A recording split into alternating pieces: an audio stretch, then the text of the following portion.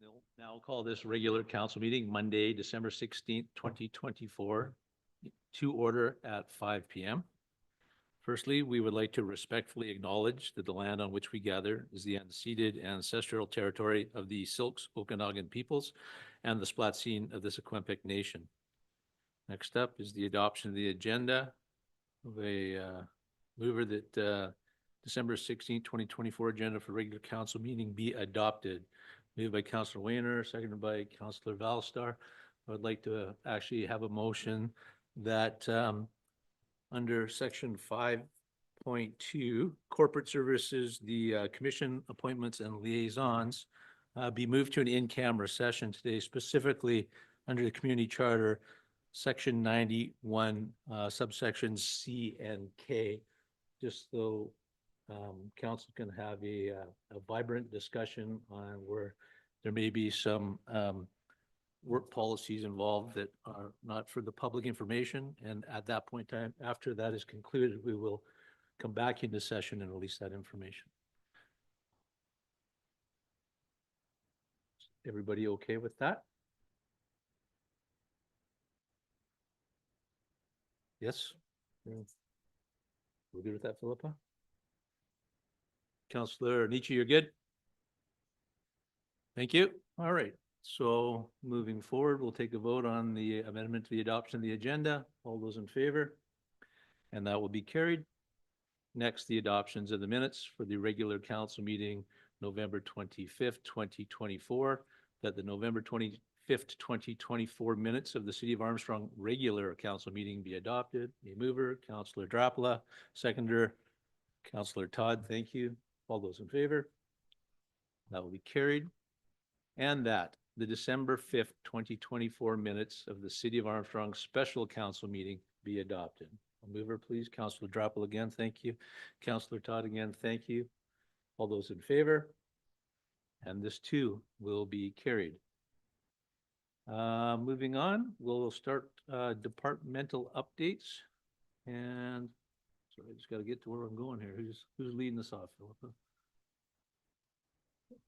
You don't know either. I'm almost there. So leading us off is actually the corporate services department, and it's just a very quick update on what's been happening as far as communications. And it's not too much new. We do have some website updates that we've added in with some navigation changes for the property tax webpage that was updated. And Emily, have we launched our FAQ section yet? FAQ section is in development still. It's not completely finished yet. Thank you. It's coming though. And up next, we have community services and emergency program. Oh, yeah. Oh. Thank you, Philippa. I'm just wondering, so we always get, you know, how many posts that we make and what we're doing. I'm just wondering if we ever get any feedback about how many people are checking in and hits and questions and so on and so forth.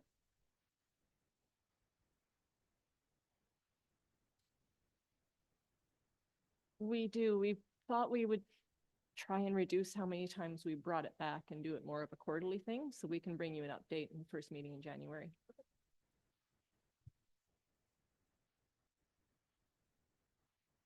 And up community services, Warren, please. Thank you, Your Worship. Under community services, bylaw coverage will remain status quo for the hours that the city is open. Bylaw services will continue to provide service over the next 2 weeks. The officer is available for on-call support should we have a snow event to deal with any traffic and parking issues that may occur over that time period. Staff did attend the senior leadership focus meetings that took place for the Local Government Compliance and Enforcement Association of BC. They're looking at core training this year for code of conduct development, working with the unhoused, and then looking at further evidence-based enforcement training for staff. So that's what is being looked at provincially. In addition, there was some discussions around looking at managing and dealing with small rural community challenges, as often smaller communities deal with different things that are quite unique to individual communities, and they don't necessarily see those types of incidents that may take place in larger communities.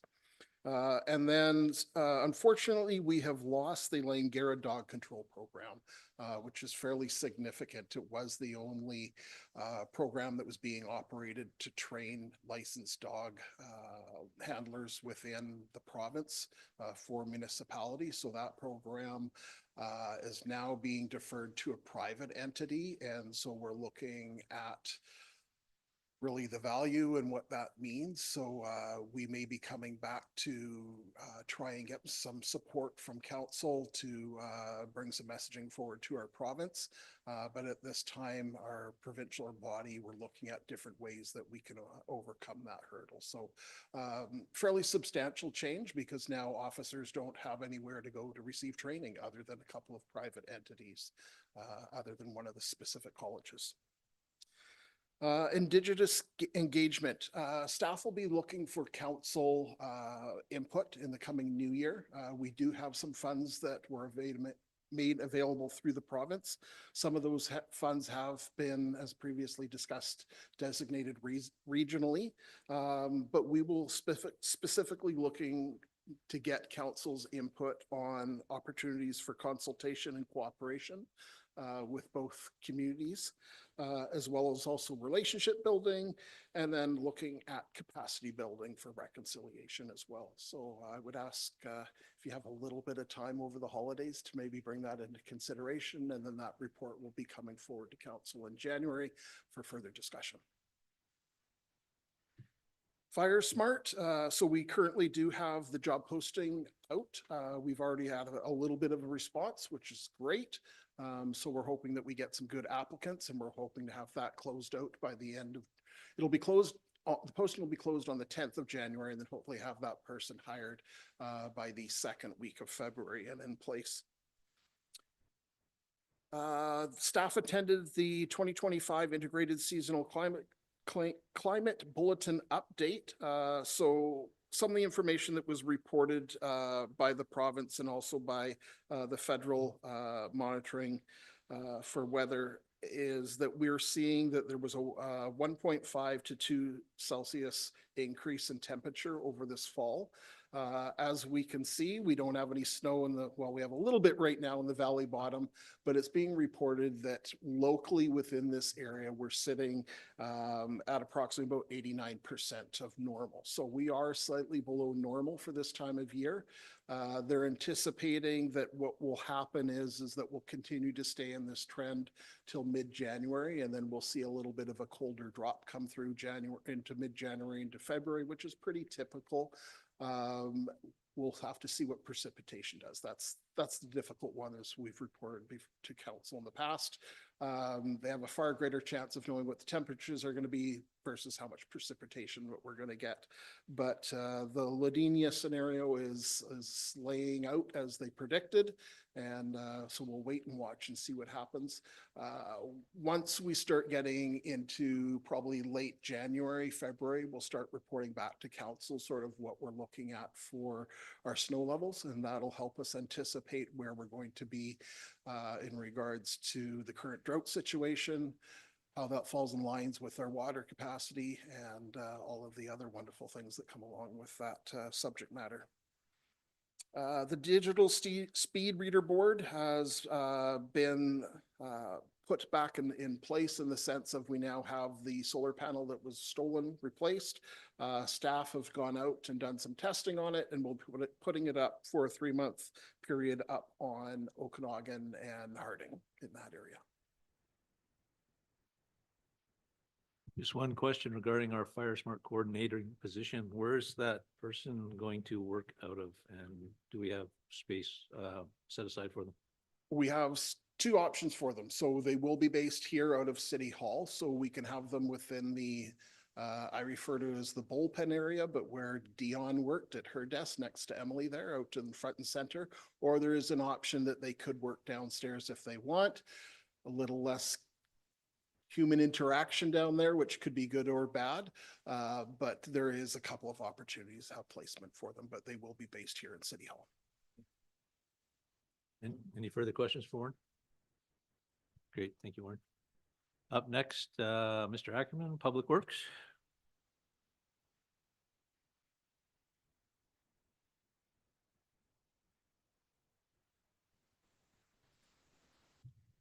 Thank you, Your Worship. Quick update from Public Works. We have our monthly water consumption. You can see November totals, daily consumption average, 2,177 cubic meters, monthly 65,338. We're still trending down positively month after month.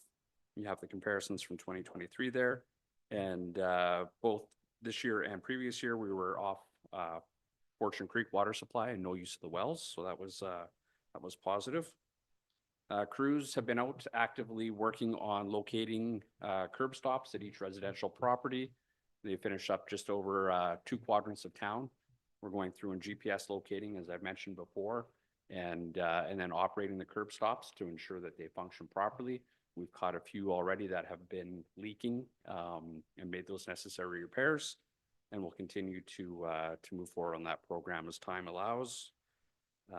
It's been a great opportunity for staff, not only to locate all the curb stops and be confident in where they are, grab that GPS information, because when you get that call at 2 a.m. for a water leak or middle of winter, it's nice going, hey, I located that one, I know where it's at, and our response times are quick and looking after that valuable piece of infrastructure. And then in between, from snow prep, we're just catching up on some of our seasonal maintenance, waiting for those first snowfalls to come in and be able to deal with that. And wrapping up year end for reporting for provincial requirements for water and wastewater as well. So keeping busy and looking forward to 2025. Councillor Velster. Thank you very much. I was wondering if you could provide an update on the intersections at Rosedale and Okanagan and Rosedale at PV Road. Yep, we did have a traffic engineer back out on site to do a review, and everything is laid out according to design. So the recommendation is we will monitor them through the winter months and then do a review come early spring on any adjustments from there. Just to follow up, I'm pretty sure that when we gave direction that we were asking you to explore the opportunity to widen a couple of the corners, not monitor. Can you elaborate on that? Yeah, through the engineer's review of it, the corners are set up to function and still accommodate traffic movement. So his recommendation was that they remain in place. All right. I'd like to put a motion forward. Please. Just so council is aware, we did Interjection. meet with the traffic engineer, as Mr. Ackerman has stated, and we have actually requested that he come to present to council in January and explain where they are at and why. And then that might be a better time to, when you have the full knowledge, to make the motion to adjust things if you still wish to.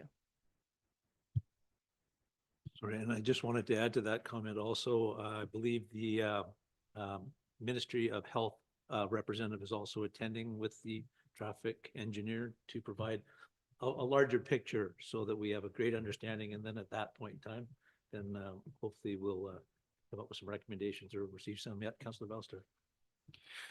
Yeah, I think that there needs to be a certain amount of urgency for it. I use this intersection all the time. I know I tested it out myself. I witnessed a couple of terrible truck turns go forward. And I can tell you from personal experience that those things don't fold over as nicely as they say that they do. They're not as forgiving. Let's so to speak. So I feel like there's a lot of citizens out there that are making their voice heard. I know to me, and we're not. I feel like it's I feel like it's getting pushed and pushed and pushed, and I don't like it. Thank you, Councillor Bellstar. I know it's a real topic here. I think we will have more information in January. And I would hate to see us move forward, making a decision to change something where we're not experts and engineers. I think we can see the problem. But then at that point in time, we would also assume liability for the intersections and any issues that are created as a result. So the best path forward is getting that information and then working with the group to make changes. That's my opinion only. Rest of the council, feel free to weigh in. Thanks. Hearing the concerns, I think that, I'm okay to wait, until January, but to ensure that they come as soon as possible in January and we actually have them here, so it's not put off. Is that possible?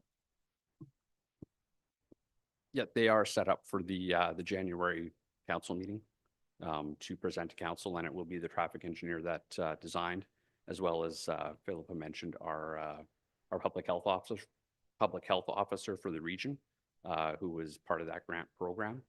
And just to share the importance from their perspective and why that program was, or the project was chosen. So that will be for the January 16th meeting, I believe it is.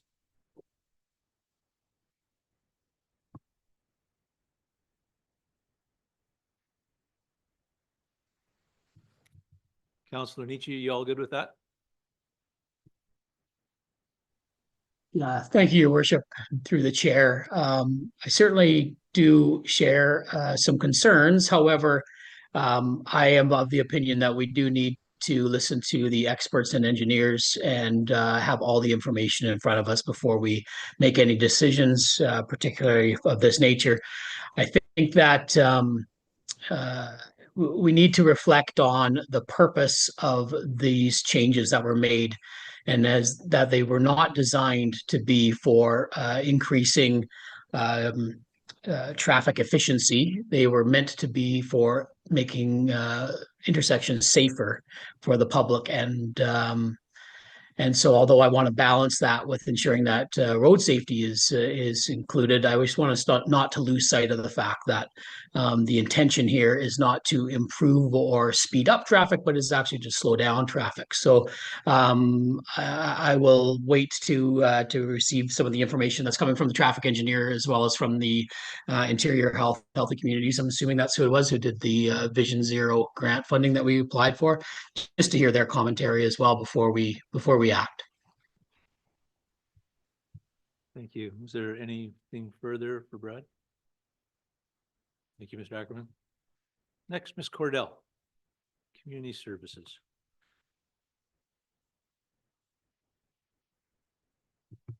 Thank you, Your Worship. Just a short update today because really we've been working on the two big projects that you keep seeing in front of you repeatedly. Our building permit numbers for November are now up and online. We have now, at the end of November, surpassed last year's number by quite a bit. And then we've also almost doubled our unit count from last year. So our unit counts have been quite low year over year, and I'll bring you a big report, but this is bringing us kind of back to where we used to be before they really dropped. So I think that's a good news story for us as a community.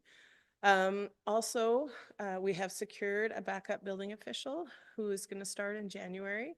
He'll be available for emergent or urgent inspections while Mr. Gotobed is out of the office. And we'll probably just bring him in one day if he's away for 3 to minimize our costs. But at least we have a backup now that can support moving building inspections forward when he's not in the office. Any questions for Ms. Cordell? Thank you, Lori. And moving on to presentation reports 5.1. I'd like to say that Dawn Lowe, the CAO of the City of Armstrong, has retired. Ms. Lowe joined the city on April 20th of 2021, and the city thanks her for her service and wishes her the best in all of her future endeavors. And at this point in time, getting on with business, I'd like to throw out a motion that Don Lowe be removed as the authorized signatory for the city of Armstrong. Can I have a seconder? Councillor Drapla, any question to that? Obviously not. All those in favor? And that will be carried. Thank you. We're gonna put 5.2 into the in-camera session. So we'll go to 5.3, and under corporate services, we have an acting mayor scheduled for 2025. I'll throw that open. It isn't a motion, so we're just gonna throw it out for discussion if we have any issues with that moving forward. Councillor Valstar. Yeah, so I've got two things. One, I kind of want to switch it up if we could do it in reverse alphabetical order this year. If there's any issue with that, that's idea one. And then idea two, or sorry, not idea two, but thought two was, is there acting mayor, is there like a policy or a guideline for exactly what responsibilities an acting mayor has? Philippa? So we do not have a policy, and it is actually covered underneath the community charter. And I will read that section to you. The mayor designated under subsection 1 or chosen under subsection 2 has the same powers and duties as the mayor in relation to the applicable matter. So basically, when the mayor is away, whoever is acting is exactly that. They are mayor in lieu, so to speak. There was the only one set of. Sorry, I was just gonna say, there is just the one changes, and I want to make sure they're acceptable with Councillor Todd and Councillor Valstar, if that's the way it's going. And that was as a result of Councillor Nietzsche's current situation, that you would both extend a term by 1 month, provided you're comfortable with that, and everybody else in the room is comfortable with that. Councillor Valstar, are you good with that? Well, I'd like to switch it in reverse alphabetical order. So if we did do that, I would not be taking on the extra month. Okay, well, we can address that first. Is there any reason or objection, Councillor Weiner? The only thing that I'll point out is I did 2 months and I would be doing 2 months again in a row. Just to have a few things those 2 months because I scheduled around that. I guess, was there any planned vacation or just so I can work that in there maybe? Life can deliver us things. So at this point in time, I have a short-term vacation plan, but nothing extended like my previous one, but I don't know what'll come up throughout the course of the year. Throwing that out there.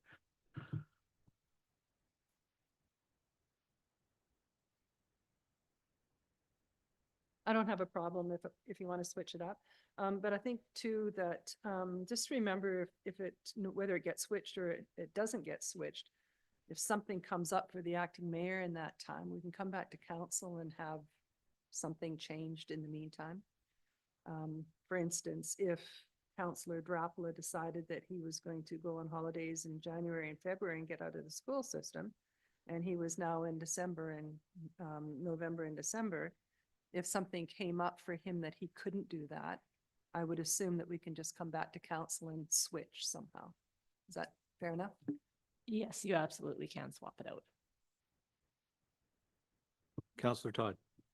Yeah, my only concern is if the holidays are at the same time every year, it'll be the same person getting that job every year. So if we switched it up somehow, if you know you're going away in November, and it's going to be Councillor Winter every year, then that's one thing. If you know you're going away at different times and some other people are going to get that opportunity, that was just one of my concerns. I just wanted to point out that this could fall into many different categories regarding sick time, personal health, leaves. There's all sorts of things. It's not just based around a vacation. So as long as we have somebody's in the seat is all that really matters. So I'm not objectionable to anything.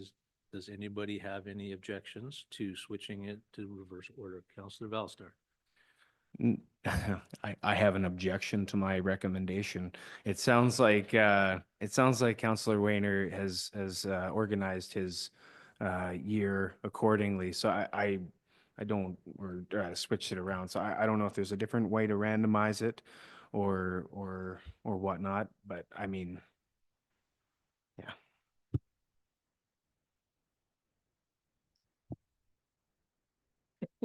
There's a third option too. I mean, we have 5 councillors that are all going to take a turn being a deputy mayor. We just throw it out there. What's a big good time of the year for so-and-so to do it and let people pick and choose. I mean, it doesn't have to be like black and white if there's an issue. Maybe Councillor Drapala would like to stay home all summer and be deputy mayor during the summer. Who knows? I'm looking at that expression and Yeah. I can see that's probably not a good idea. Yeah, I would prefer not to be deputy mayor during the May, June, July. During grad and the first month of summer would be, any other month would be fine. So, Why don't we just take this back and give it a second thought? We can even just do it on a rotational basis. If there's short-term absences that you can move from one to the next, Councillor Todd. Well, yeah, I don't, I can't really do the math, but I'm just saying I'm not gonna be here for March. So that wouldn't, if, you know, my name fell into that category. All right, we'll just have some further discussion on that. I don't know that there's we're good till the end of this year anyways, and then we can figure it out moving forward. We all good with that? Yeah. Thank you. So just to be clear on that a little bit, I'm happy with the recommendation as here for right now, I guess. Are you suggesting bring it back to the next council meeting? Okay. Sorry, I'd vote on this right now. If we wanted to, and just get it done. Are we happy leaving it as presented? I guess that's the question. Is everybody comfortable with there? All right, we will go forward with as presented, that the following schedule for acting mayor for 2025 be approved. All those in favor? That will be. Do we need a mover and a seconder? Okay, it is a motion. Thanks, Councillor Wayner and Councillor Todd. It's just sort of open for discussion, but that's it, I guess. We got that nailed down again. And moving on. Finance Department, amendments to the proposed 2025 to 2029 financial plan. Mr. Martins, please and thank you. Thank you. On December 5th, we had a special council meeting where council reviewed the proposed 2025 to 2029 financial plan. There were 3 endorsed changes that council wanted to see that they endorsed but didn't officially approve at that meeting. So that is coming forward in this report. So I will review those 3 changes just for review. The first one was for the Highland Park Tot Lot project for $100,000 in 2025. The endorsed change was to change the funding source from taxation to the Parks and Recreation Reserve. The second change was the City Hall rear landscaping project for $20,000 in 2025 to be funded from taxation, that it be canceled. And the third amendment that was endorsed was the Sugden Pool Jackson infrastructure project for approximately $3.2 million in 2025 be tabled. And the purpose of that was to enable funding for the Pleasant Valley Boulevard North project, which is scheduled for 2026. So in addition to those 3 changes that council endorsed, staff is recommending a further change, and that is item 4 in your report. And that is for the sewer treatment upgrades / pilot project for $700,000 in 2025. Staff is suggesting that the funding source be changed from sewer reserve to existing provincial grant funds based on new information received. We have received information that there is a very high probability that we can use that grant funding for that pilot project. So I am recommending that we make that change tonight, being that that would free up reserve monies for the next amendment that I'm proposing. So the 5th amendment that's being recommended is Pleasant Valley Boulevard North infrastructure project, which was originally put in at $2.5 million for 2026. that it be increased to 3.5 million to allow for contingencies with the following funding sources. So 2.5 million coming from the Provincial Growing Communities Reserve. That's the provincial money that was received in 2023. 600,000 from the gas tax reserve. That comes from federal gas tax money. And 400,000 from the city's roads and drainage reserve. There was some concern that there would be possibly contingencies when that project is in design phase. So staff is recommending that that placeholder be increased to 3.5 to allow for that, just as an extra precaution. A further amendment that's being recommended is the sanitary sewer Cell 3 desludging project for 650,000 to be funded from the sewer reserve, that project be moved from 2027 to 2025. That is made possible due to the fact that the other project, which was going to be funded from that funding source, is going to be grant funded. So that frees up money so that the desludging can be fast tracked to 2025. And finally, the water filtration project for $2 million funded from the water reserve be moved from 2029 to 2028 to hasten its priority. And again, that's made possible due to the tabling of the Sugden-Jackson Pool infrastructure project. So that enables the filtration to be fast-tracked by 1 year. And as council is aware, Interior Health has been pressuring the city to get that done quickly. So amendments number 1 and 2, the Highland Park Tot Lot and the City Hall Rear Landscaping Project, which has already been endorsed by council. That frees up $120,000 of tax money for 2025 in the budget. So to apportion this surplus, there are 3 options that staff has presented for council's consideration in order to balance the budget. Option A, to reduce the originally proposed 2025 general tax levy revenue by 120,000, which would change the 2% general tax levy increase to a 4.3% decrease. This would result in a net total tax increase of 1.3% when combined with the police and infrastructure levies. The impact for the average home would decrease from $76.27 to $16.64. So those numbers are the increase. The increase would then be $16.64, not $76.27. Option B would be the originally proposed 2025 general tax levy revenue, reducing it by 56,000. That would change the 2% general levy tax increase to a 0% increase. So it would be the same as 2024. This would result in a net total tax increase of 4.4% when combined with the police and infrastructure levies. So the impact for the average home would decrease from the original proposed $76.27 increase to an increase of $57.34.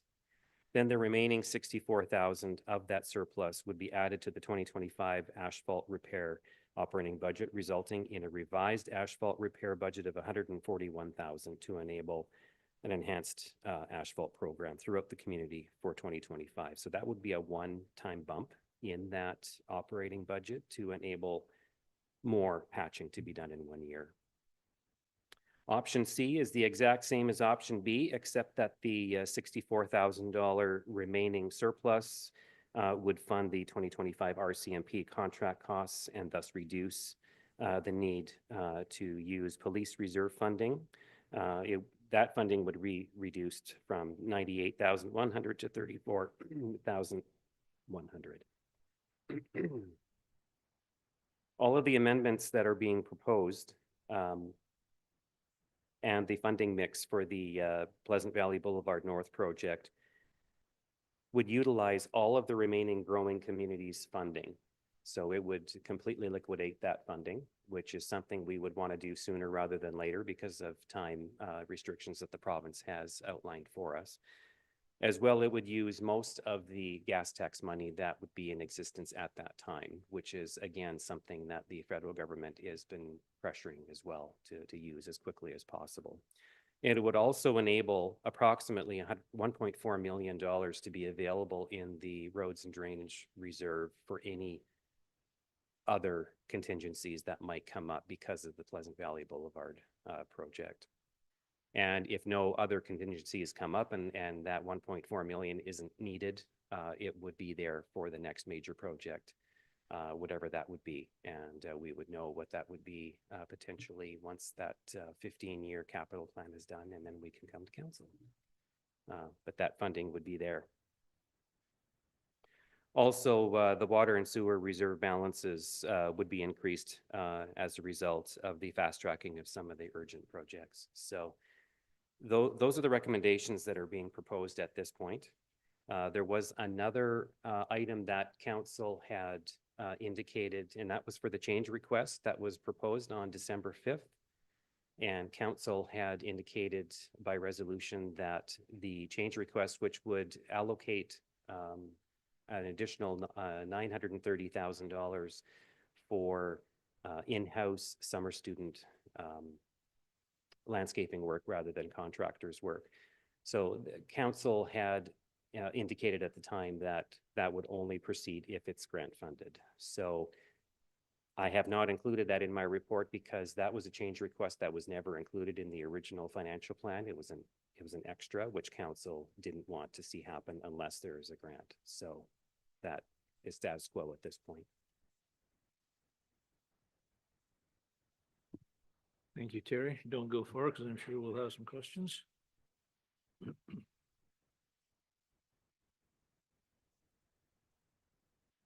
So under section 1, the amendments to the proposed 2025-2029 financial plan endorsed by council during the special council meeting December 5th be approved as follows with those 3 changes.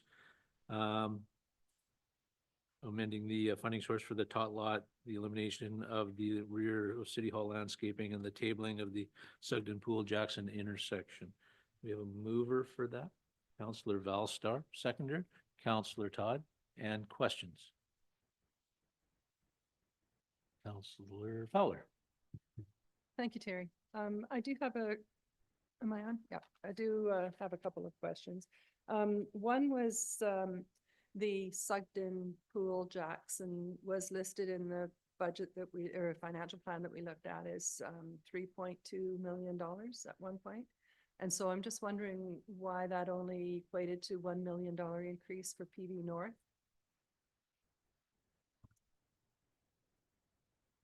The 3.2 million was inclusive of the water and sewer components as well. So it was broken up into the three projects, general, water, and sewer, but it added up to about 3.2 million.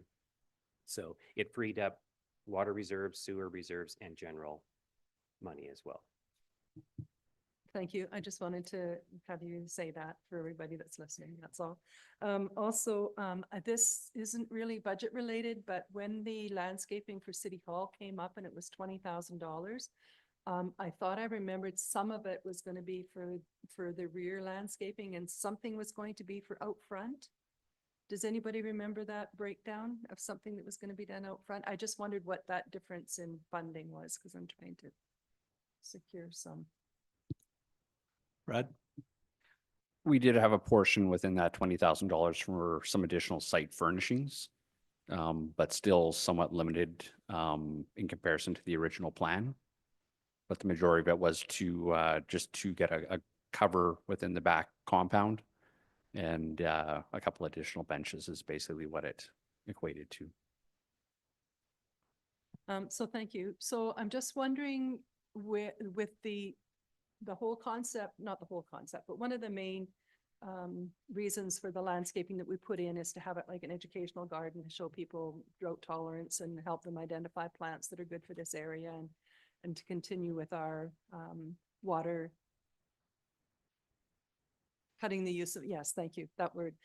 And so I'm just wondering if putting up the sign out front for the legend, which is probably the biggest educational component of the landscaping for the citizens, apart from the flyers that we have. I'm wondering if that signage might not come under our climate action efforts because it's so closely associated with water conservation.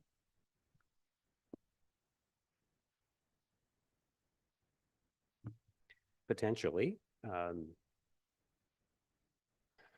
It would be something we would have to look into for sure. Yeah, I can't answer that at this point. Thank you. And it's not a big budget item. It's just something that as I was reading this stuff, I thought, that part of that landscaping is part of our environmental concerns. So, had just, one other. Okay. If I could talk to Brad, maybe out of council, and get an idea of the cost of the furnishing and what was involved in that, I would appreciate that at a further date. And, oh, yeah, no, that's okay. That's not you.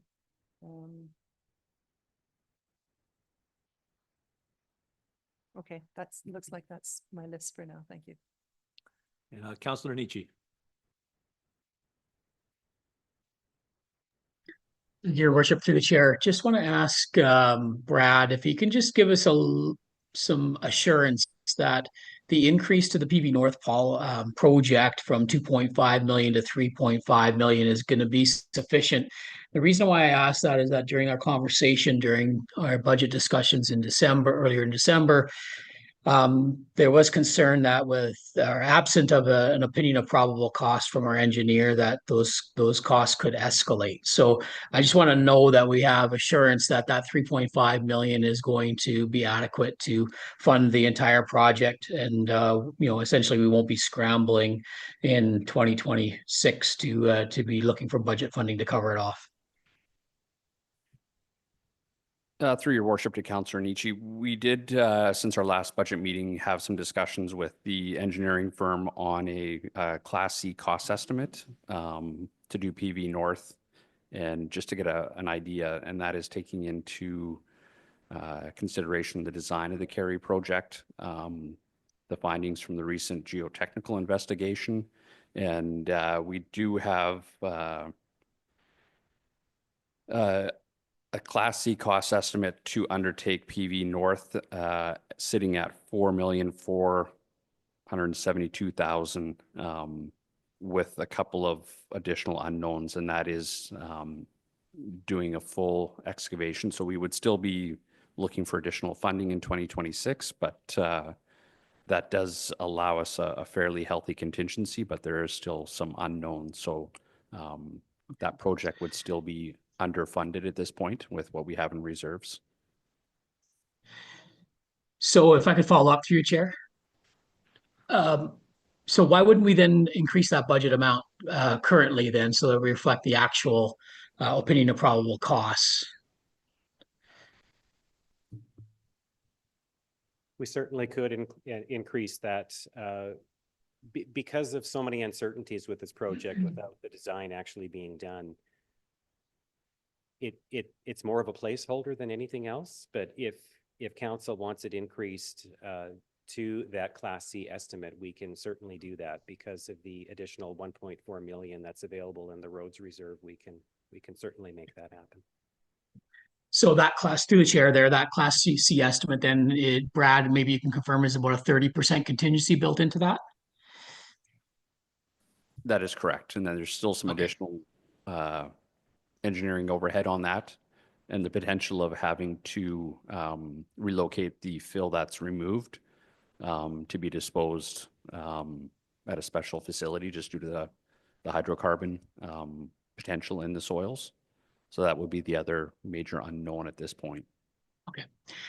So I think I'm comfortable with the placeholder number for now, given the fact that there's a 30% contingency built into that. Obviously, as staff work through and increase those estimates to the Class B and A levels, we'll have a better understanding, a better handle at least on the budget, and we'll be able to make some corrections if needed. So I'm comfortable with that right now. Thank you.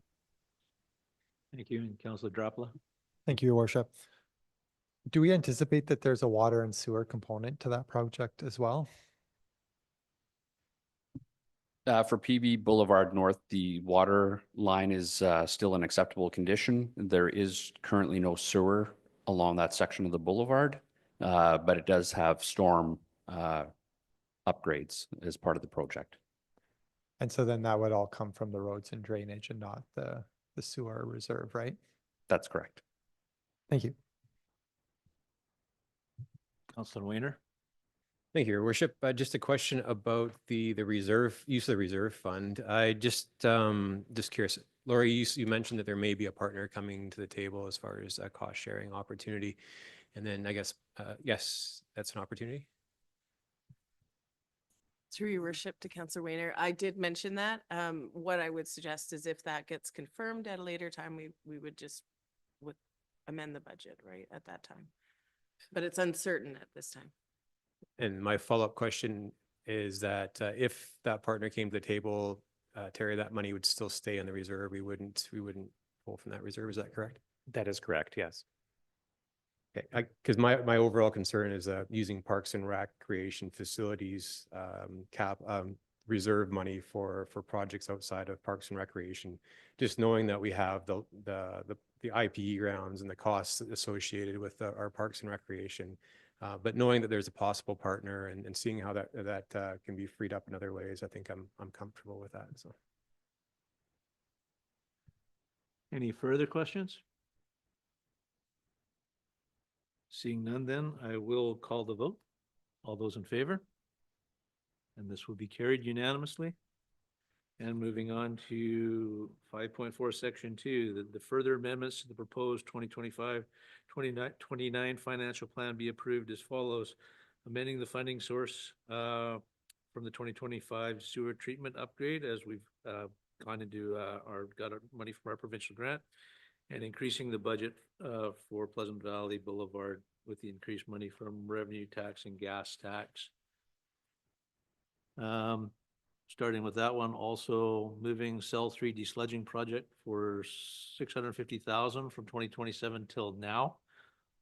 And then moving the water filtration project for $2 million from 2029, backing that up a year to get in compliance with Interior Health. Could I have a mover? Councillor Valstar, seconder.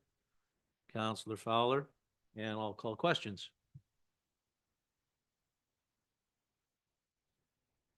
I don't know. Councillor Drapala. Thank you. I'm curious about the urgency of the water filtration project when I look forward into what we talked about earlier in December and possibly that we're needing to borrow money for a water project. I can see that 2 million stretching in that project of the twinning of the lines, and just wondering the urgency of doing that water filtration project as well. The water filtration project is one that's been identified by our public health officer, our drinking water officer, for a number of years with our permits. So it is still high on the radar for him. And we do have kind of susceptible risk with our watershed and the effects that could take place there that would essentially take our water treatment plant offline. So it's still a very high priority project to have that in place, so we don't run the risk of losing access to our water treatment plant. So within the next 5 years, for sure, we should be having filtration in place.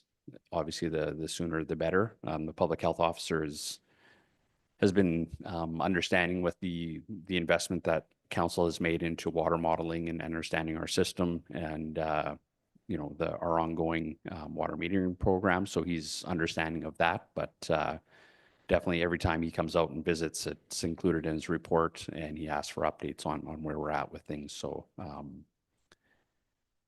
if we delay excessively, it will just become likely part of an order from the public health officer. So I'd like to remain proactive on that.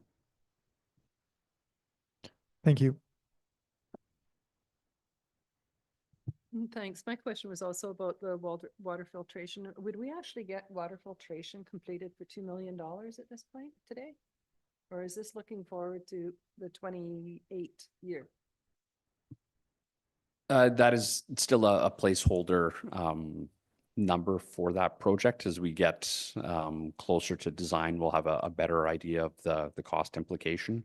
But that is within a Class D cost estimate at this point. And the reason I ask is I see the cost escalations increasing like crazy at the regional district, and $2 million seems like, let's get it done. Yeah, thanks. Well, and it is a public health issue, and really, we can't turn away from that. It's a project that probably needs doing as fast as we can afford it, and it's ready to go. So yeah, I'm supporting that. I did have one question regarding the cell 3 desledging project, not with changing the date, but what time of year is this going to be done? How is that going to affect our community with some of the annoyances that comes with that? Cell 3 was partially desledged in 2020, I believe it was. The process does generate a little bit of odor, but it is not much different than kind of our seasonal odor issues that we have. Kind of the good news story out of the desledging of Cell 3 is this will greatly reduce odor issues that we experience in our community. So we had hoped to defer this one, but we're at the point now where we just don't have that capability. We need to go in and desludge to reduce the volumes that are in that cell. So timing wise will be late summer, early fall. All depends on the availability of the contractor. But we are just having discussions with contractors right now on potential timing and updated costs. So that's the best time of year to do it? That's my question, I guess. Yeah, they'll undertake it at any time of the year as long as there's not ice cover present and those lagoons never freeze. So it just comes down to contractor availability is the biggest one at this point. Thank you. Any further questions? Councilor Neitz, you're good. All right. In that case, I will call the vote. All those in favor? And that would be carried unanimously. And number 3, this is where it gets a little challenging for our moving forward, since I don't have it written on every page, that option describes it as be approved for the allocation of the 120,000 proposed 2025 budget surplus. So we had 3 options there.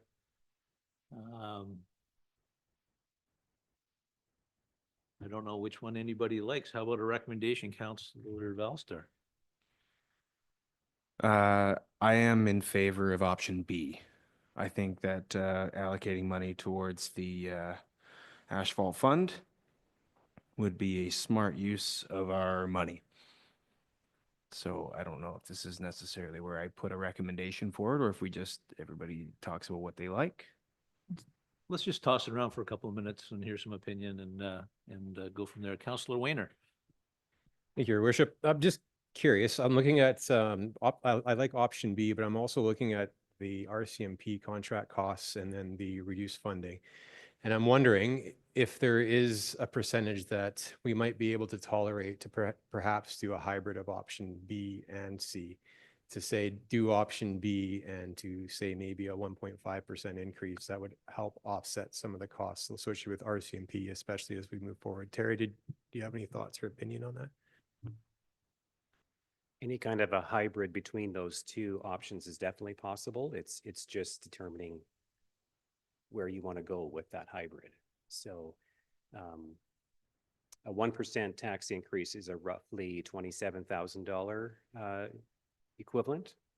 So a 1.5% increase instead of a, sorry, what was it that you were suggesting? I'm just saying 1.5%. What I'm thinking in my head is that we need to move in this direction anyways to reduce the cost, to cover the cost, and to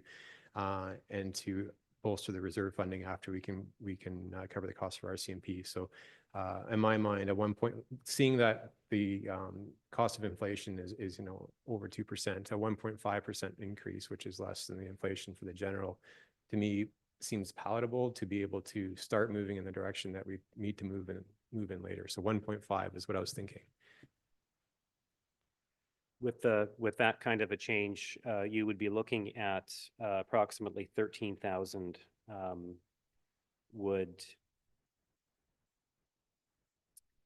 it would go from 2% increase to a 1.5% increase. So then you're saving approximately 13,000 there. So then applying that 13,000 to go to a combination of the asphalt patching and policing, is that? So option B as it stands, and then that's based on a 0% general tax increase, correct? Yes. So if we were to add a 1.5% increase to apply that against option C for the RCMP contract costs, would that make sense? Because we're able to do option B, and then there's option C, which is saying that we would be putting money against the costs associated with RCMP. So taking the 1.5% general and applying that to the RCMP costs. Does that make sense? So you wouldn't be, you're not interested in the asphalt part of it then? That is, no, option B is, say yes to option B. Okay. And then that's based on a 0% general increase, correct? Yes. Okay. So if we were to say make that a 1.5% general increase, there would be additional 40,000. Yeah. So let's say we take that 40,000 and we were to apply that against the RCMP costs. Yeah. That's what I'm thinking. Yes, definitely. That's possible for sure. Okay. Councillor Nietzsche. Your worship, my feeling is in alignment with Councillor Valstar. I think that although I'm, certainly in favor of adding more funding, as Councillor Wayner's saying, to the policing reserve, I think we have a dire need in the community to show some improvements to some of our asphalt roads in the community. And I would rather see the allocation in the short term go towards seeing some real improvements on some of our roadways. So I would be in favor of option B. To address immediate concerns and kind of advance the work that staff have done on the asphalt repair and a program that was talked about last year. So, in my opinion, I think we should go with option B, and that's what I'll be supporting. Councillor Drapla. Thank you, Worship. I'm going to throw something else in the mix. I'm in support of option C, putting that money towards the policing. My rationale for that is that we already have the infrastructure levy for the roads and drainage. And yes, it's still behind, and we have what's hopefully a pretty big contingency for road projects after the PV Boulevard North. But what we did talk about also was that our policing reserve is going to be pretty minimal by the end of this year if we don't put money into it, which will just create a further levy for policing the following year. So I'm hoping that putting that money into the policing reserve will create more of a smoothing effect. We already have our infrastructure levy. Hopefully this will decrease the amount of money that we need next year to put into our policing fund. Councillor Valstar. Thank you very much. I've got a couple of things to say. So first thing, I like Councillor Wayner's idea, but I remember the whole reason why we didn't go ahead with the taxation of that project was to reduce the overall tax burden. So I'm not really in favor of increasing the tax burden once we've kind of walked it back.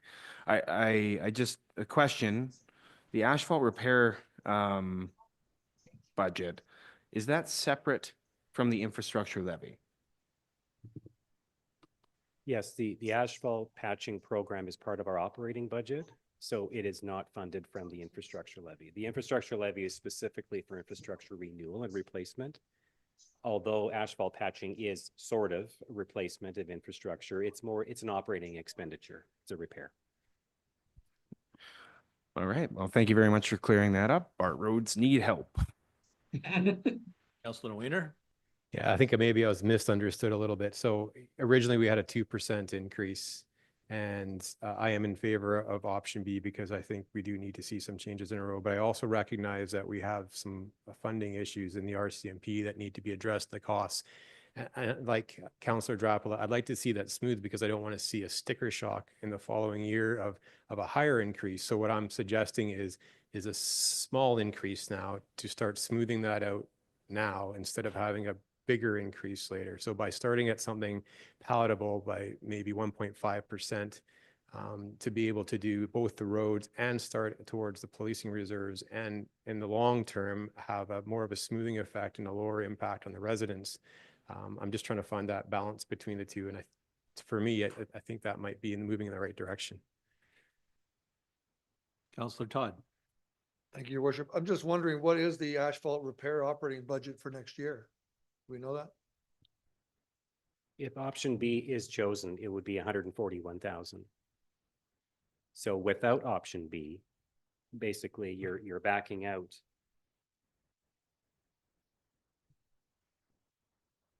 You're backing out the 64,000. So you're looking at whatever that difference is. So you'd be adding 64,000 to Yes. 141, so it'd be like 200,000. No, 141 includes the additional amount. So Okay. normally it's less than 100,000 every year. So this would be a one-time bump in that operating line to 141,000 Oh, I see. to provide an accelerated enhanced program for 1 year.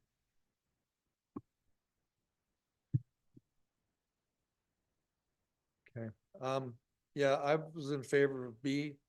I understand, Councillor Werner's concerns about the RCMP as well. I'd just like to hear a bit more, perhaps. My turn. So, great discussion, very respectful discussion, lots of points of view. The vote will be interesting. The way I'm looking at it is the RCMP are going to be there and they're going to be needing the money and they're not going to go away. They're going to get it. In my history here, I've heard conversations that by doing some of the asphalt repairs, it extends the lifespan of a deeper dive into doing the street right from the bottom up. So if we don't put extra money into the asphalt account, that could potentially cost us more money the following years, whereas the RCMP, they're only going to get what they're going to get. So, sorry guys, I'm going with B, door B. I just wanted to get some clarification, but we will get a budget, or sorry, a bill for our RCMP costs. Our concern is that if we have a major incident in our community, we do not have a budget to pay for it. So in the event of a horrendous crime that takes an investigation, the municipality is on the hook for those costs, which can reach $1 million in no time flat. We can't prepare for that. If it hits us, it's going to hit us. We can take that money and put it towards roads today and see a difference in our community. So I understand Councillor Wayner's spot. I don't think adding $30,000 or $40,000 into that budget is going to help us unless we're fighting speeding tickets. So I support option B myself. Any further discussion? All right, then we will require a motion. Jesse, oh, go ahead, please. I'd like to make the motion that we take option B. Made by Councillor Valstar, second by Councillor Todd. Any further discussion? Seeing none, I will call the vote. All those in favor? And opposed? None. All carried unanimously. All right. And number 4, that the proposed 2025-2029 financial plan be approved as amended and that staff bring forward the necessary bylaws for the first 3 readings in January of 2025. Do we have a mover? Councillor Valstar, seconder. Councillor Todd, any questions? Seeing none, I'll call the vote. All those in favor? And this too will be carried. Thank you very much, Terry. Thank you. And Community Services, Mr. Smith.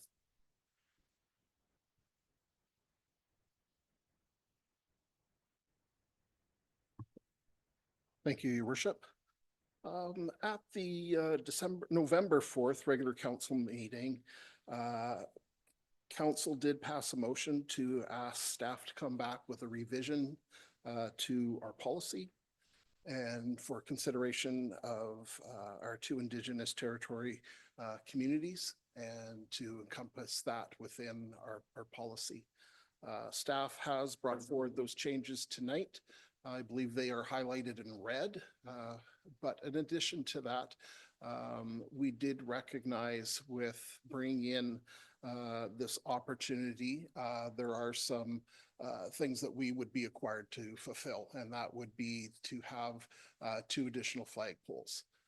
So that does come with a fairly significant cost that we haven't put within our budget for 2025. So staff is looking at doing that work and having that in place within the 2026 budget. Council could go ahead with it this year, but we would have to find those funds from somewhere else.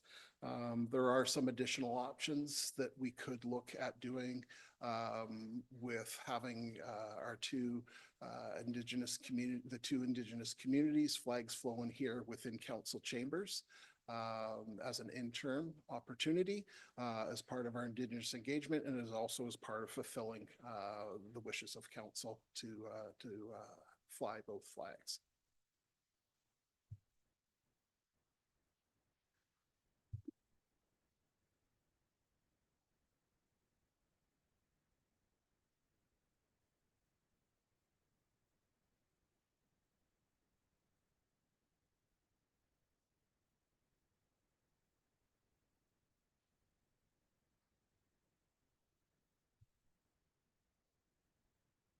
I'd just like to thank you, Warren, for bringing that back. I know it's an important step in my view for reconciliation. So thank you for putting that into policy for the city.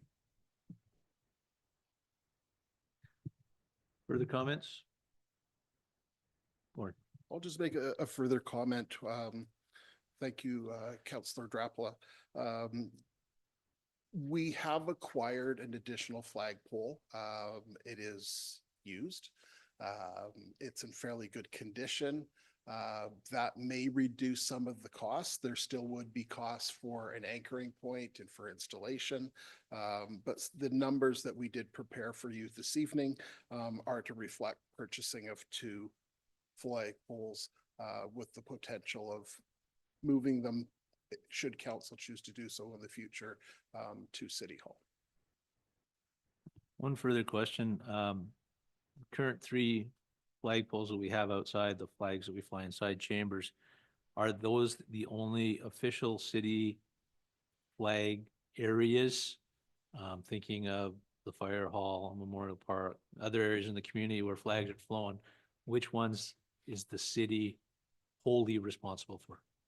The city is wholly responsible for the 2 flagpoles that are adjacent to our property here on the corner of Bridge Street and Pleasant Valley. That is within the lot of the art gallery and museum. Further questions? Hearing none, then I will call the vote. All those in favor? And this will be carried unanimously. And number 2, that the purchasing and placement of the 2 flagpoles and the relocation of the 2 existing poles to City Hall be included in the 2026 budget. We have a mover. Councillor Drapala, seconder. Councillor Todd, any questions there? Councillor Drapala? Thank you, Worship.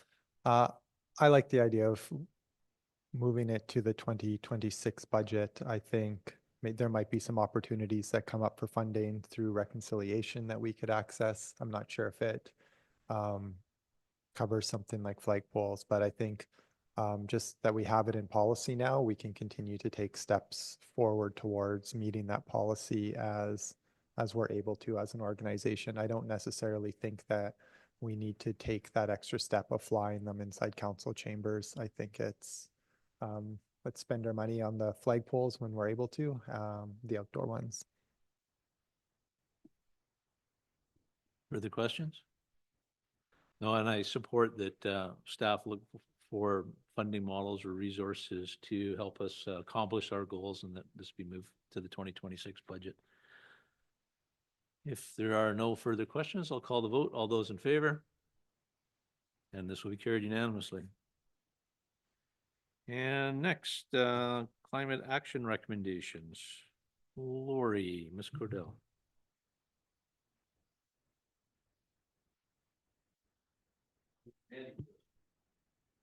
Ms. LaBelle. I need to declare a conflict of interest and leave the room. Well, I think actually, Councilor Belster, we're doing the, community amenity charges. Is that what you're referring to? Okay, thank you.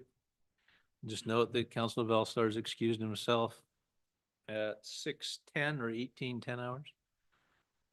Ms. Cordell. Sorry. Thank you, Your Worship. So we're here today to just talk about some tweaks I'm proposing to the city's community amenity contribution policy. So just a reminder, the community amenity contribution policy is something that the city had developed basically in lieu of development cost charges. It collects money to reflect the impact of development on our future infrastructure. So if we need to expand or grow our infrastructure because we have growth, it collects it for all the categories at which we have reserves for infrastructure specifically. So storm, roads, sewer, water, and those funds go right into those reserves to support the development of those. We have been made aware that we need to develop formal development cost charges, as council is aware, and this is in our work plan for 2025. But in the interim, meeting with community members and developers, the community amenity charge is a barrier to some for development of secondary suites. So we're trying to propose something that creates a bit of a balance between still accounting for additional residents and additional dwelling units, but reducing the cost on the development community for these smaller kind of subsidiary units that are within a house already. We were approached by an NSJ Investments asking us to consider this. So that's kind of the trigger for bringing this before council. I'm proposing, rather than the 0 that they have requested, that we consider reducing secondary suites to about 50%. And that would be on suites that are less than half the size of the house. So it wouldn't be a way to get around paying an amenity charge for a whole new house. It's just for suites that are less than half of the size of the house. Additionally, I'm recommending that if somebody applies for a development permit and the value of the work is less than 50,000, that the suites wouldn't apply.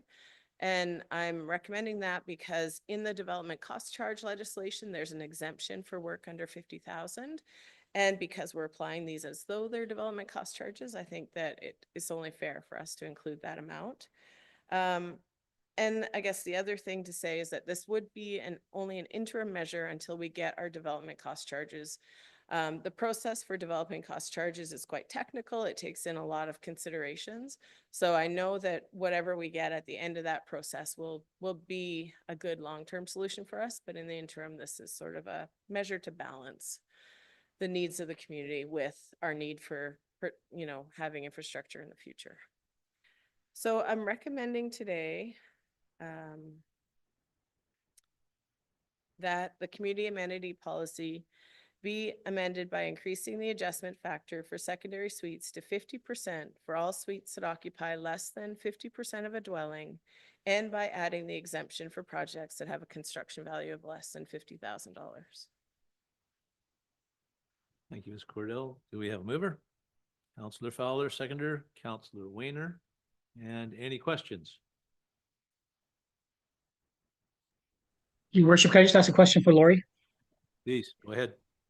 So Lori, can you just walk me through an example of somebody who might be wanting to construct a secondary suite in their home and how this new policy would apply to them and what their costs would be to, to make this. Let's say I'm going to build or have a house. I want to put in a suite that's less than the 50% of the square footage of the home.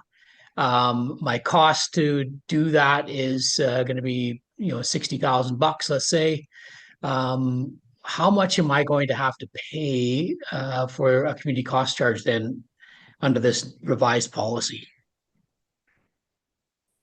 Thank you for that question, Councillor Nietzsche. I'm just getting Emily to pull up the amended policy. So if you scroll down, you can see here, if I understand your question, you're asking if somebody's putting in a suite, it's less than 50% of the house, but it costs more than $50,000, their contribution would be $7,500. Whereas currently now we've been basing it on the bedroom unit. So if it was a small suite, it would be $11,000, $12,000, $12,750. Okay, thank you. That's helpful. I'm just wondering, I know that you did some benchmarking there with some other communities to say, and there's a range. Some are zero, some don't charge any community cost charges or many charges. Some have a varying scale.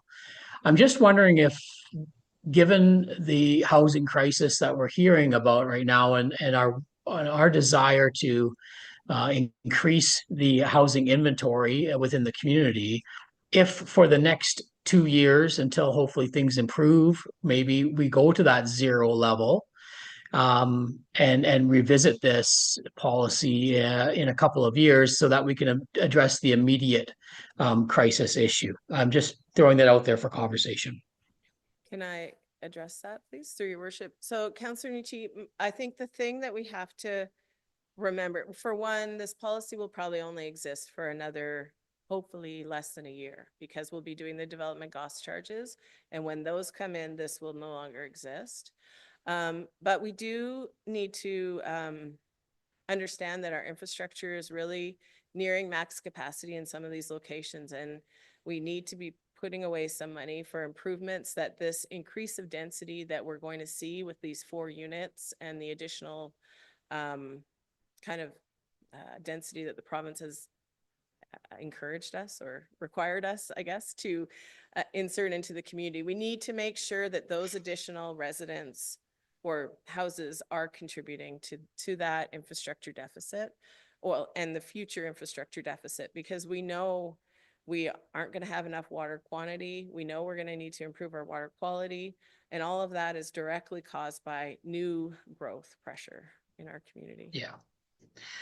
So thank you, Lori, and I appreciate the need for the infrastructure deficit and that issue, and I totally understand that. I think there's 2 sides to the secondary suite issue. It provides housing opportunities for people that maybe are looking to rent a secondary suite, but it also provides that mortgage helper, giving the escalating costs to individuals who are buying houses. So there's an incentive there for people to construct a suite in their home as the mortgage helper, so to speak, right? So my feeling is that in the short term, it might be better for us to incentivize people rather than disincentivize by charging or waiving that fee in the interim, and it might only be for a year until we can provide a few more housing inventory. So that's my argument. I think that I totally respect the fact that this will have an impact on, our new development has an impact on our infrastructure deficit. I totally understand that. But the other side of this thing too is that we have been, or at least I thought we were, charging double the sewer and water rates for people who had secondary suites in their homes. So we have been collecting revenues from some of the people, although, it's certainly not to this extent. But we have been charging additional water and sewer rates. So I think it's up to council to make this decision, but in my opinion, I would be more in favor of lesser fees so that we can try to encourage, increasing the inventory of secondary suites in the short term, but addressing this with cost contributions in the longer term, like you're suggesting next year when we have a formal bylaw created.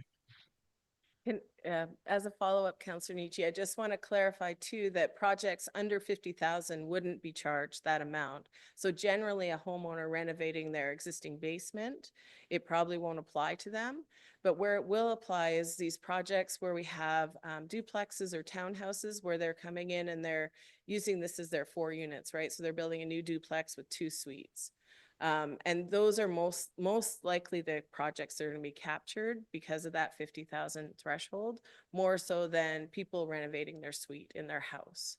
So I Okay. feel like that 50,000 provides a bit of that balance to encourage people in their homes to renovate their suites. But the bigger projects would be captured and integrated into that cost charge.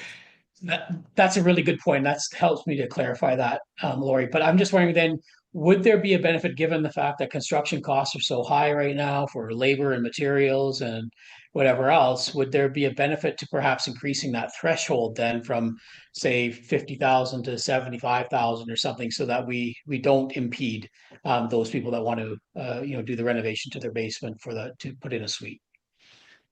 That's certainly something council can consider.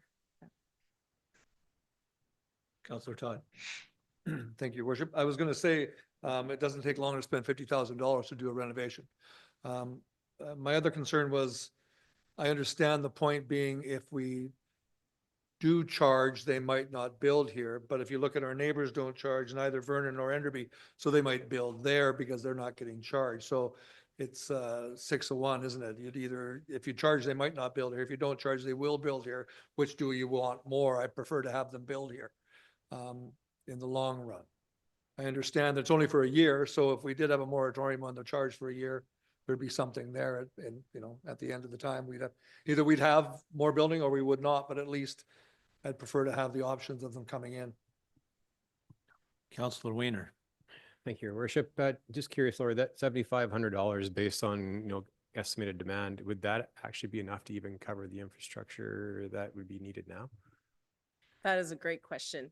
Now, the amounts that were set in the community amenity contribution factors were not based on, so when you develop development cost charges, you have to do a mathematical equation based on your 15-year capital, which as council knows, we've never had a 15-year capital master plan, and the projects within that plan that are triggered by growth. It's a really complicated assessment where you have to apportion some to the growth and some to the existing residents. And so these numbers were developed to reflect what we know is in the range of other communities' cost charges. And I think they were just put in place without doing that technical analysis. So I'm just working on our existing policy and the amounts that were in there. So yeah, it sounds like we're not sure if it would even cover the infrastructure that we need. And my feeling is that if we were to reduce this to say 0 or even a lower number, I'd be concerned that either we pay for it now or we pay for it later. And if we pay for it later, all of our taxpayers are going to be paying for it.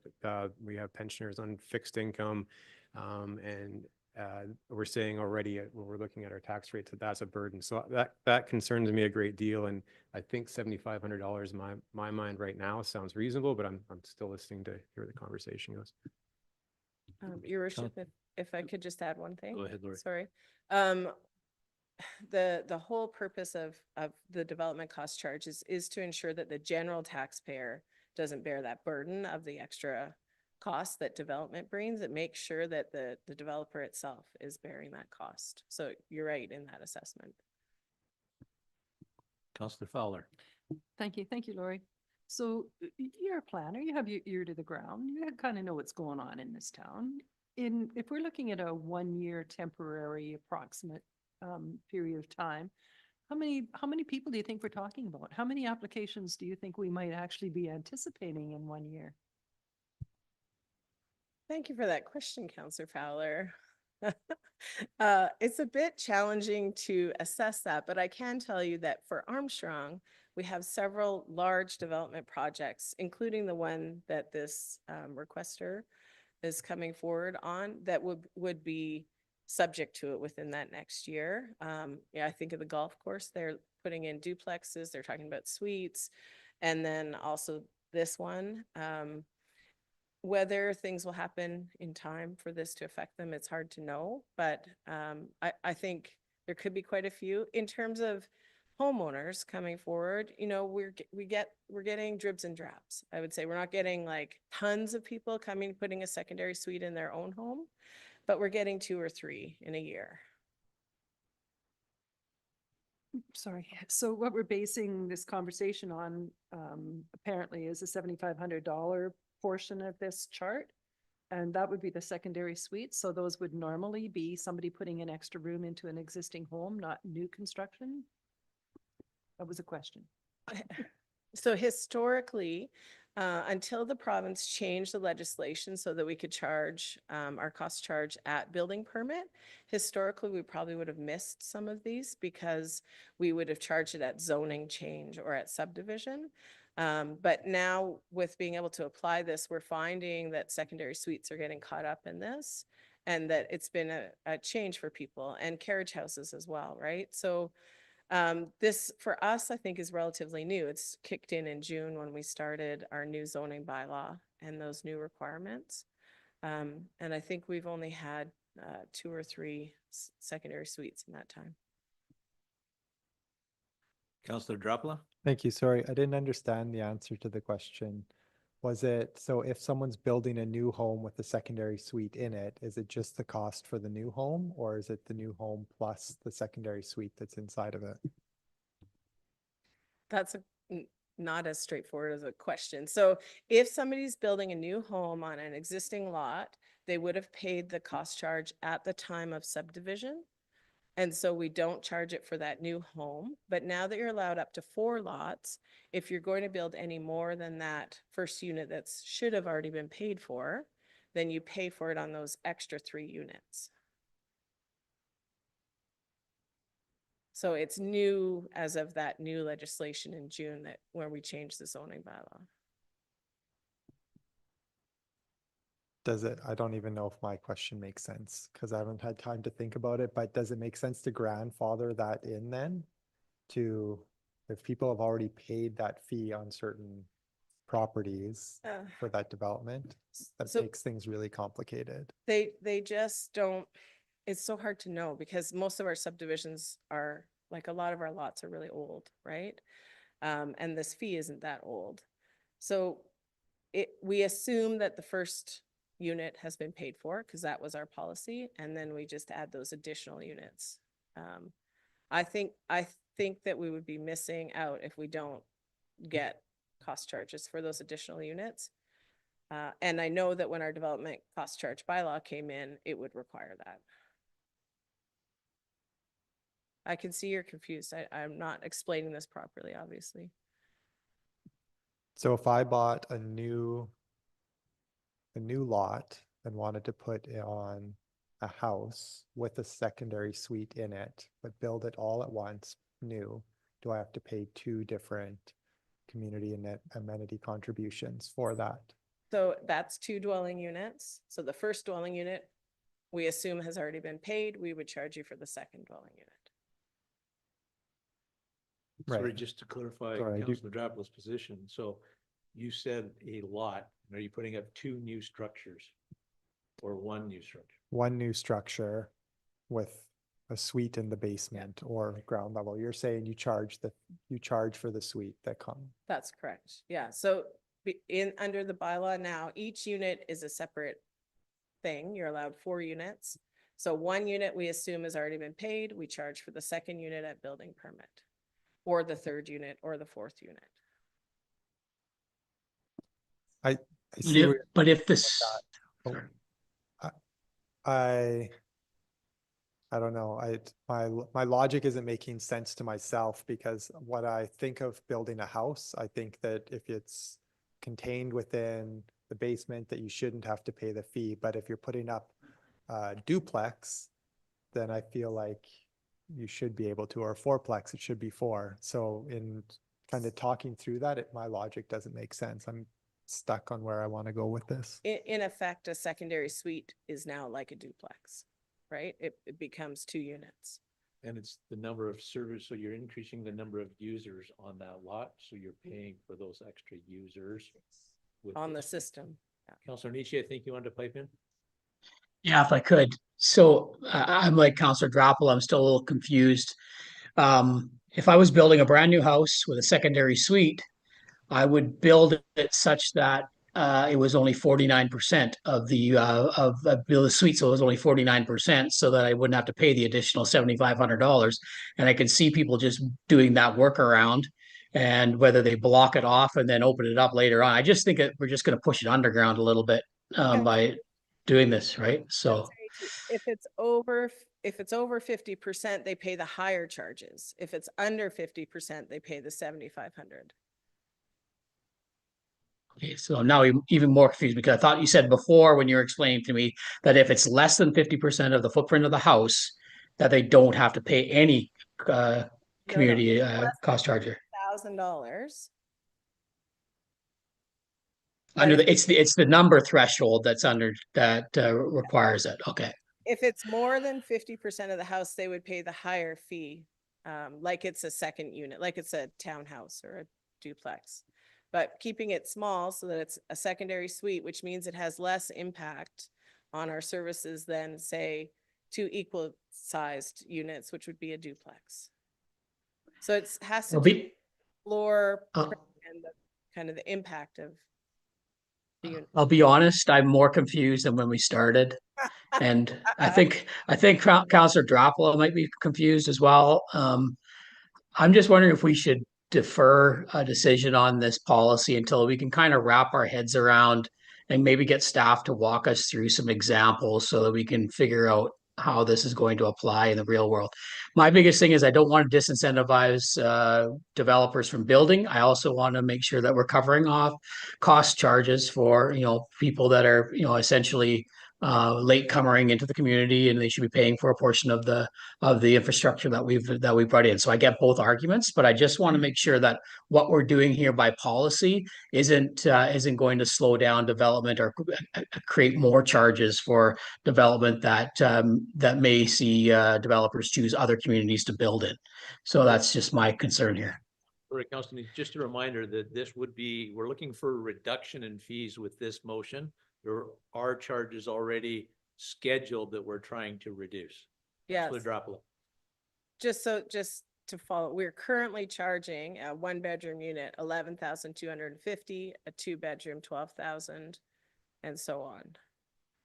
I think my issue, though, is how it applies to secondary suites. And I think that Armstrong has been particularly proactive in encouraging secondary suites from, for the last 20 years. And I just don't want to disincentivize that particular portion. So I'm generally supportive of what we're doing on new construction for these duplex units, et cetera, et cetera. I'm just concerned about the impact on secondary suites in particular. Thank you. So I agree, I don't want to defer because I want to at the very least, decrease this amount to what it is currently in the motion.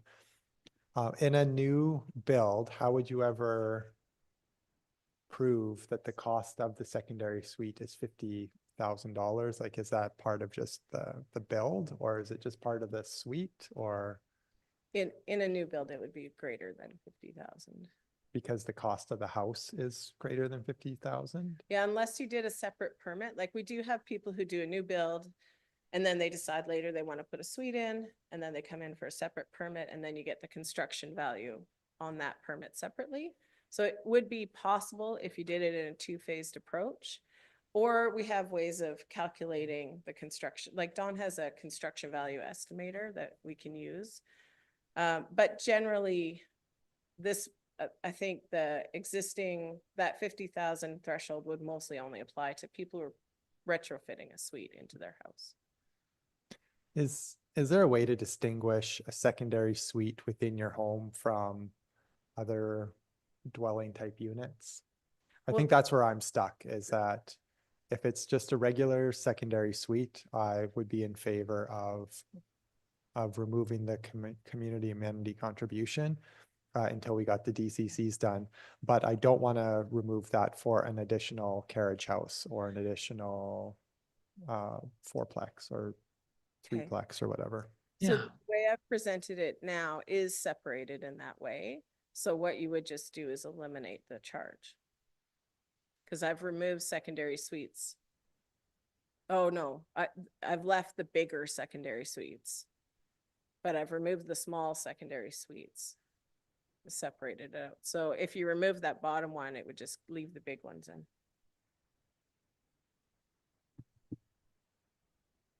Again, $50,000 doesn't go far. That's like 100 square feet. So I can see that for a small in-law suite, something like that, that makes sense. I have no problem eliminating that price. But again, if you're putting in a duplex and it's all for money, then the new charges will come into play, and that makes perfect sense. But again, we don't want to put a burden on the existing taxpayers particularly. Okay, I think I might be able to synthesize a little bit of our conversation here. We're charging too much for secondary suites. We're creating a DCC that's going to actually tell us what the values are and how much we should be charging. So in the meantime, if we have a small secondary suite that's less than 50% of the primary dwelling, then I would be in favor of removing that fee for the small ones, because then we don't get into the conversation of how much is $50,000 or should it be $100,000 for exemption, right? We're just saying if it's small and it's a secondary suite, until we get our DCCs figured out and we actually know what values we should be charging, let's just put a pause on charging that fee altogether. We're probably talking not a ton over the next year, but maybe we are. Well, they would certainly, we have a bunch of new ones coming on that will be micro units, so they would all come under that, even in the new developments. Under the 50% of the suite, they're about a third of the suite of the house. Actually, I am supportive of the bylaw as it's written. We talk a lot about our roads, sewers, water infrastructure, and now we're saying, well, let's just do a pass until this new regulation comes into effect. We are providing the homeowner with a benefit by reducing these costs by going through this process. And we'll see what it is going to look like in the end. We may be able to make further adjustments at that point in time. But for the time being going forward, I think this is a wonderful presentation with a good option moving forward. So I am supportive of the motion as it stands.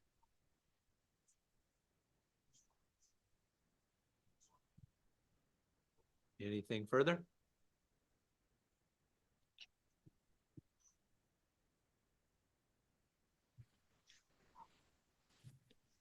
Yeah, I'm really torn on this. The smaller suites that are just for like a smaller in-law suite that's just tiny, that isn't a new dwelling, that isn't a new build, I have no problem not charging that. I really think if we could just eliminate that just for a year, I don't see a giant influx. I don't think that we're gonna get 100 new little suites in, especially if they're only building a little one, we're not gonna get the money anyway.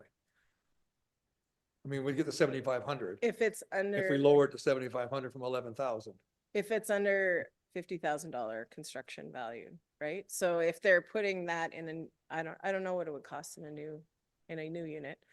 My concern is that we do have some new developments that are putting in small suites, so they'd be brand new houses that we wouldn't be accommodating that.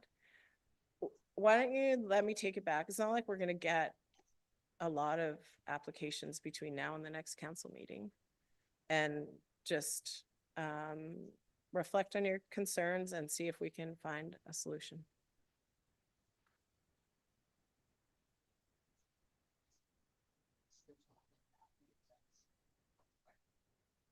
So we have two choices here. We can take a vote because there is a motion that is seconded, or it can be withdrawn by Councillor Weiner and Fowler as the representatives for the vote.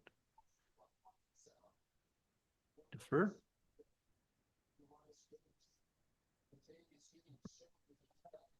Why don't we vote and then depending on the outcome, we can send it back to staff. Vote on the motion as it's presented. We can vote it, but I think at this time, my position is I'd like to wait and see what comes back. I think there might be a third option. Okay, so then let's vote to defer this and have staff come back. Councillor Fowler? Make a motion to defer. Thank you. Second, Councillor Todd, thank you. And then all those in favor? To defer? No? Oh, thank you. I didn't get another hand. So that's 4. Those opposed? Councillor Drapula. Councillor Nietzsche, how did you vote on this? Sorry. I voted in favor of deferral. Thank you. Thank you very much. So that is the 6 votes, 5-4. Councillor Drapula opposed. Councillor Valstar is abstaining and has left the room. So Lori, we'll give you another crack at that. Thank you very much for the presentation.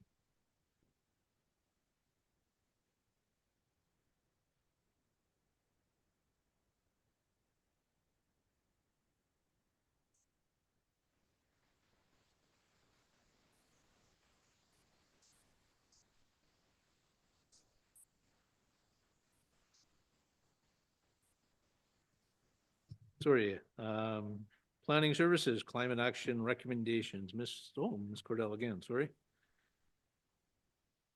Thank you, Your Worship. Hopefully this one will be a little bit simpler than that one. Just, excuse me, please just note that Councillor Valstar has returned to the meeting at 6:41. Okay. So I'm just going to quickly highlight this report. Basically, council was approached by a resident asked to sign a fossil fuel non-proliferation pledge. I don't think there's any harm in doing this, but I do think that it's better for us to really focus on making change and taking action within our community, and that it can that signing pledges shows our support, but it doesn't make change in our community. And I think they're such high level at such a worldwide kind of approach, whereas as a city, we actually have a great influence on things that happen right within our boundaries. So I'm not going to go through my whole report because you have it, but basically my recommendation is that we look at getting our house in order to prepare for a climate action plan. I know council has raised this as something that's of interest to council. We've just developed some targets and some strategies in our official community plan, which hopefully will be adopted soon. Warren and I have been talking, and through the province, we know we have to update our hazard and vulnerability risk assessment. So to do a climate action plan, you really need 2 pieces. You need to understand your emissions and you need to understand your risks. And then you put them together into an action plan on how you're going to deal with both of those things. So I think over the next year, we should start working on those things. So my recommendation is that we pursue the hazard and vulnerability assessment in 2025 and use that combined with greenhouse gas emissions data and the official community plan actions as foundational information to create a climate action plan in 2026 or 2027 as it comes out in council's strategic priorities. That once the draft official community plan is adopted, we continue to implement the goals that are outlined in the OCP. We don't stop doing the great things that we're doing. We're already doing a ton of stuff around climate action, trying to create some movement. And then the last idea that I had is there is a local climate action group, the Armstrong Spalmsheen Climate Action Group. And I've been to one of their meetings. They're quite an interesting crew that are working on climate action locally, and that if we had a council member that was interested in attending, that it would be a good way to start to understand what we're doing locally, and make some connections and kind of get up to speed on the local climate action. And in fact, they're working with the library to have a repair hub coming up in the next little while. So it's advertised through the library. I encourage everyone to check that out. If you have things that need repairing, they're looking at increasing longevity by having them repaired. So I think they're going to focus on different ones for each repair hub. So my final recommendation is that Councillor Blank attends meetings of the Armstrong Small Machine Climate Action Group to learn about local climate action initiatives. Thank you, Ms. Cordell. So we'll start off on number 1, that the city pursue a hazard and vulnerability assessment in 2025 and use that with the OCP to move forward with the climate action plan in 2026 or 2027. Councillor Velstar, moved by, second by Councillor Fowler. Any questions? All those in favor? Carried unanimously. Part 2, that once the draft official community plan is adopted, the city continues to implement the climate action goals outlined in the OCP. Mover? Thank you, Councillor Trapelis, second to Councillor Todd. Any questions? All those in favor? It's not a question. I just wanted to state, even in the last one, that I do believe that City Council, City Hall has been making strides towards climate action. And I think we're not just making noise, we're actually doing it, replacing vehicles and so on and so forth, and water conservation. And I think if we continue to do education programs and outreach and show other initiatives in our plan, that's a really good way to go, as opposed to just jumping in and signing a treaty. There will be lots coming up. There will be lots of options to sign. I really like the idea of encouraging the community to carry on with the work that they're doing and putting money in the budget and getting it done in a good way. But I think education is really key in this, more important than signing a treaty. I agree. Actions get a lot more done. Having said that, was there any further conversation? Seeing none, I will call the vote. All those in favor? Carried unanimously. We good? Did I miss something? And number 3. Sorry. The council chooses a councillor to attend these meetings of the Armstrong Small Machine Climate Action Group. So this is not a liaison position. This would just be somebody who wants to attend on a personal level of interest and report back when something good comes up. The opportunity exists. Does that interest somebody? Just before we talk about, so I love the Climate Action Group and the work that they do. I wonder sometimes about attending as a council, as your position as councillor. Sometimes climate action groups will have, like they'll participate in protests and stuff that might put councillors at odds with the stuff that they're doing. So I get the emails from the climate group and I chime in and I talk to them and I work collaboratively with the school, but I don't necessarily want to attend those meetings as a counselor. Like if I go to them, I want to be going to them as a resident and not in my position as counselor. Councillor Fowler. Ditto. Oh, I'm sorry, ditto. I have been to some of the meetings as well. I absolutely agree with what they're doing. They may be a little bit farther ahead of where a lot of the people in the community are, but I think with the pathway that we're taking and we're moving forward to some of those things, I think this is a much better way to go. So I would, it's hard though. I mean, I told them when I was there that I wasn't there as a representative of city council. I was there as a citizen, but it's really hard with other people to understand that that's a difference. When you go to these meetings, they think you're there as a counselor because that's how they see you. So I agree that perhaps we could all be on their mailing list to hear and understand what they're saying. Maybe we could even have them come in a little more often for a report as opposed to having a representative there. Just my thought. I do agree with everything they do. Most things they're doing. Councillor Todd. Yeah, I'd like to just echo those comments. I'd certainly go and listen, but I'd go as a citizen and I'd go as a community member.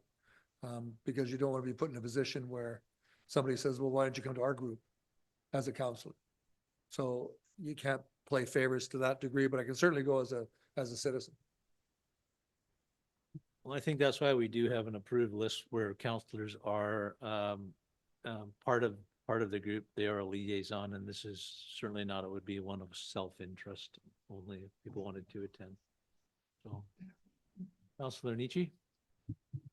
Thank you, Your Worship. I just want to echo those comments. I totally support the work that committee is doing. However, I would encourage them to appear as a delegation and provide us with an update from time to time to council as a whole, as opposed to having delegated councillors attend those meetings for the exact same reasons that Councillor Fowler or Drapula have brought forward. Great discussion. So we did not move the motion forward. We just brought this up for a discussion point. So I think our views are known. We would like to respond back and ask them to present to council as a whole, and that would be the best thing we could do at this time. And can I just add, Your Worship, that this was my idea, not their idea. So just, but I did reach out, and they're very enthusiastic about council understanding what they do. So I think a delegation will be a great starting place. Thank you, Lori. And now, your big show, the official community plan bylaw.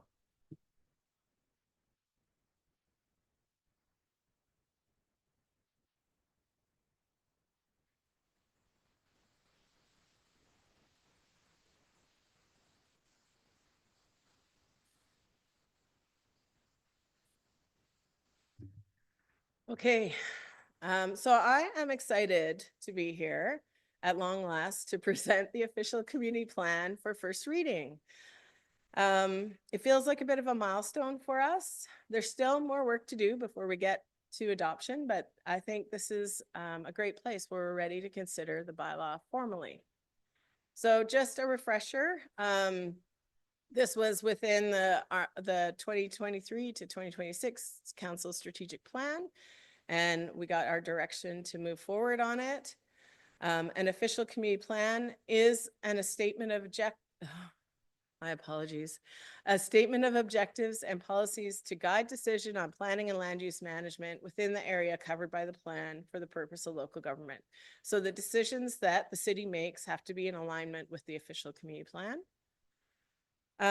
There's a whole list of required content, and as you can see from the thickness of the bylaw in front of you, we have covered the required content.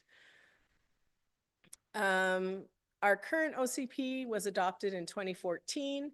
We have been working on an update since 2018, before my time, but we really kicked this one off since council approved our scope of work in July of 2023, not last July, I guess. Just highlights of the community engagement. By the time it's adopted, will be 18 months, 250 survey responses, 11 pop-up locations with 110 conversations, 4 schools. So all the schools had a say as we went through the visioning exercises, which was really exciting. 25 key partner organizations participated in our key partner meetings, and we had 5 open houses throughout this process. So about 950 touch points with the community through the process of the last year and a half. Council saw the plan over the last few months. Since the open house, we've made a few changes to the plan. So one of the things that I noticed was that the active transportation maps weren't in there, so we've included those. We've removed the wording related to the Housing Accelerator Fund. That was in the housing needs section, and that was because they pulled it from the Housing Action Plan, which was specifically designed to support our Housing Accelerator Fund application. That won't influence in the next long term, so we just took the wording of the fund out. We've streamlined the regional growth strategy. It was a bit duplicative. We've taken out the section on Indigenous history until we hear back from the Indigenous communities, so that we can have whatever, if those communities want something included, we can have whatever they want to include. We will be sending a formal referral to both Splatsine and OKIB, and I will include a personal letter with that to encourage participation. We've just changed some policies. So this one here, the general commercial, we've added a supplementary policy to encourage expansion of mixed-use residential over commercial in the C2 zone. So right now, the zoning bylaw doesn't allow anything more than a security unit in our highway commercial zone. And we've definitely had some interest expressed in somebody rebuilding, maybe putting apartments over top along the highway. So this just sets the stage for us to consider that as we move forward with reviewing the zoning bylaw. Neighborhood commercial designation. I just, for consistency, added some wording about being, everything has to be consistent with the guidelines. We made sure to duplicate the wording from another section saying that environmental protection or hazard areas don't count for your parkland requirement. And then I had them add in our community development policy, because we really talk about the Silk and the Squetmec people, but we don't really recognize that there are people of other Indigenous ancestry and identities in our community. So I just broadened that a little bit. And then they've updated formatting and integrated some pictures into the plan. So it's getting close to that final look and feel. We may want to change some of those pictures as we move forward, but nothing major. So what our next steps are is council needs to consider engagement with other agencies. So my recommendation is that we do that after first reading by referral. We'll be considering first reading today, and then we'll refer it to those agencies and consider the plan against our financial and our waste management plans. Once that referral period is over and we have all the comments back and we make any tweaks or changes that are needed, we'll bring back an amended plan for second reading and set that public hearing date. So still a bit of work ahead of us, but we're getting really close to the end.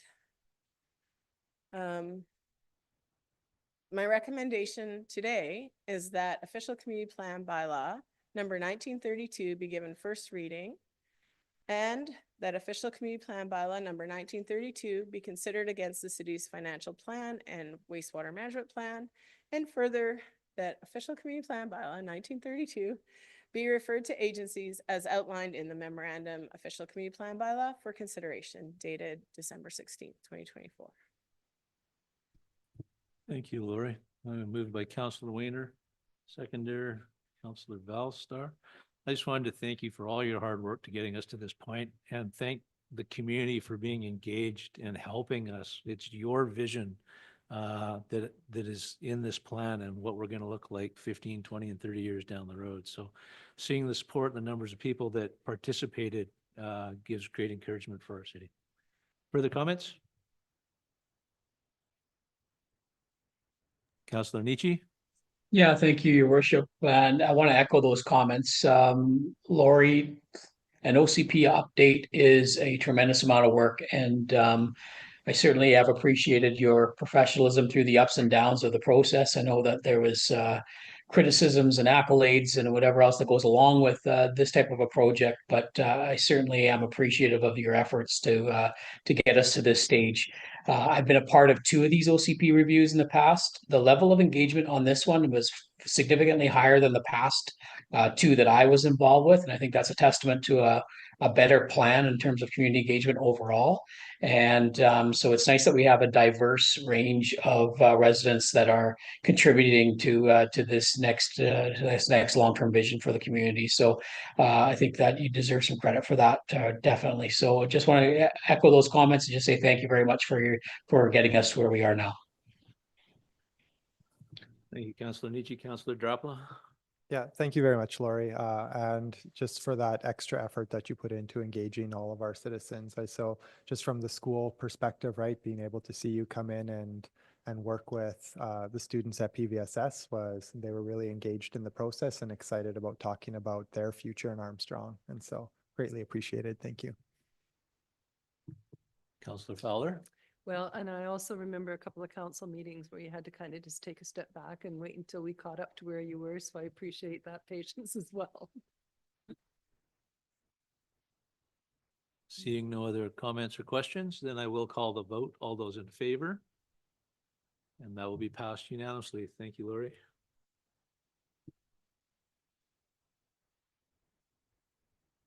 Next up, bylaws, 6.1, the Armstrong Spalancine Parks and Recreation Service intermunicipal services bylaw, 2024.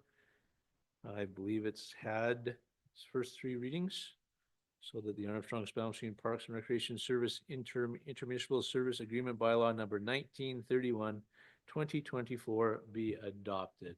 We have a mover, Councillor Weiner, seconded by Councillor Drapula. Was there any further questions?